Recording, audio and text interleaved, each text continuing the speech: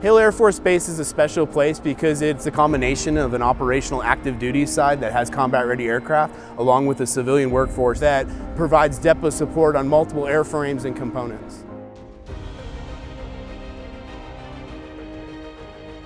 F-35 Depot is a modification retrofit overhaul facility. We do a lot of upgrades to make sure that all the aircraft have the latest technology, and that way we can give the customer the best jet possible. Maintaining a 5th gen aircraft versus a 4th gen aircraft takes a lot more technical expertise just because the jet is far more sophisticated than a 4th gen. There's a lot less metal pieces, there's a lot less moving parts, it's more computer based. Our main goal is to make sure that we deliver a zero defect aircraft back to the warfighter, and it gives that pilot that blind faith to get in our product and know that he's going to be able to come home safe every time.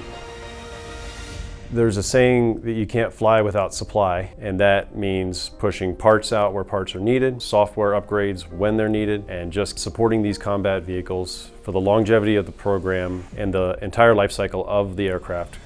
My role as an FSR is to supply them with the resources that they don't have readily available. I just make their job a little easier. The F-35 supply warehouse here on Hill Air Force Base is important because we stock everything from the tiniest nut, bolt, washer up to the largest panel. Anything that goes in this aircraft, really, we stock here. Our goal as a team is to keep these aircraft combat ready no matter where we're deployed around the world.